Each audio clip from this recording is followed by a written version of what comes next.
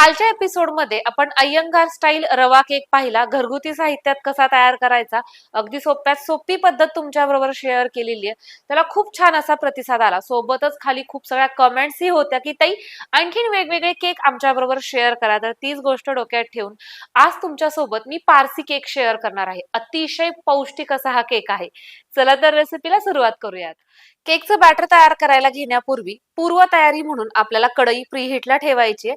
कढईमध्ये एक स्टँड ठेवलेले, मीठ वगैरे टाकायची आवश्यकता नाही. मीठ न टाकता सुद्धा केक छान अशा पद्धतीने बेक होतो.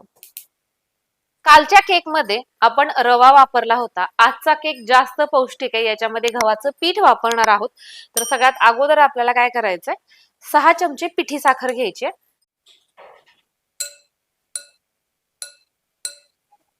यामध्येच आपण 4 चमचे फ्रेश असं दही घेतोय,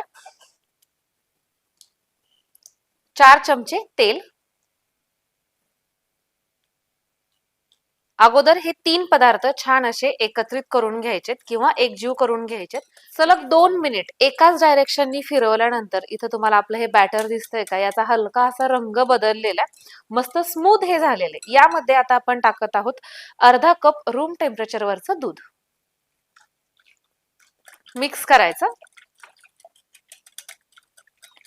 आणि लगेच यामध्ये आपण टाकत आहोत पाव कप खवा. आता हा खवा व्यवस्थित असा याच्यामध्ये एकत्रित करून घ्यायचा, एकजीव करून घ्यायचा. आपला खवा पूर्णपणे याच्यामध्ये आपण विरघळवून घेतलेला आहे. जर गरज पडली तर तुम्ही त्या हाताने सुद्धा त्याच्या गुठळ्या फोडू शकता. आता यामध्ये आपण टाकत आहोत 1 कप गव्हाचं पीठ, अगदी थोडंसं म्हणजे चिमटभर मीठ. हे एकत्रित करून घेऊयात. छान असं हे एकत्रित झालेलं आहे. आता सगळ्यात शेवटी आपण यामध्ये टाकत आहोत अर्धा टीस्पून ही बेकिंग पावडर, पाव टीस्पून बेकिंग सोडा. सोबतच इथं आपण विलायचीची पूड देखील टाकत आहोत. एकत्रित करून घेऊयात. आता हे आपलं बॅटर अशा पद्धतीचं तयार झालेलं आहे.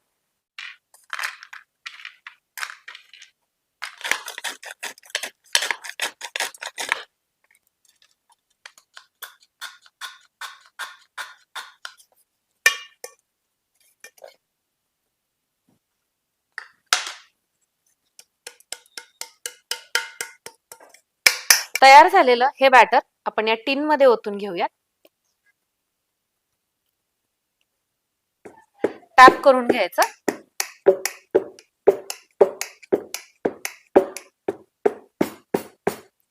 आता इथं आपण खूप सगळे ड्रायफ्रुट्स घेतलेले आहेत. तुम्ही तुमच्या आवडीनुसार घेऊ शकता आणि तुमच्या इच्छेनुसार त्याला कट करू शकता.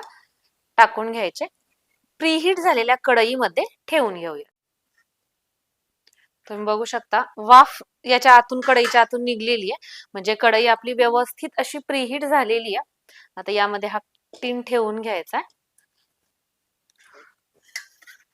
कढईवरती जे काही झाकण घट्ट बसेल ते आपल्याला ठेवून घ्यायचंय. हवं असेल, हवा कुठनं जात असेल तर तुम्ही याच्यावरती वजन देखील ठेवू शकता. केक झाकून ठेवल्यानंतर सुरुवातीला 10 मिनिट गॅसचा फ्लेम हाय ठेवायचा आणि नंतर 20 मिनिटांसाठी लो फ्लेम वरती आपल्याला हा बेक करून घ्यायचा. 30 मिनिट झालेले आणि आता आपण आपला केक चेक करूयात.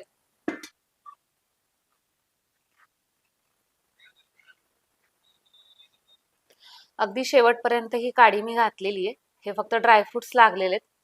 म्हणजे आपला केक छान असा बेक झालेला आहे. बाहेर काढू आणि पूर्णपणे थंड करून घेऊ.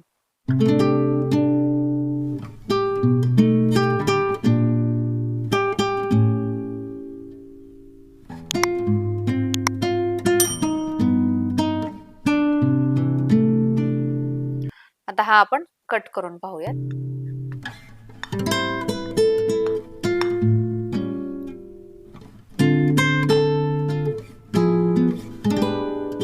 मस्त, तुम्ही इथे बघू शकता छान अशा पद्धतीचा आपला केक बेक झालेला आहे. आतनही मस्त व्यवस्थित अशी जाळी आलेली आहे. आणि जरी गव्हाच्या पिठाचा असला तरी खाताना आणि बघताना सुद्धा तुम्हाला कुठेही जाणवणार नाही की हा गव्हाच्या पिठापासून तयार केलेला आहे.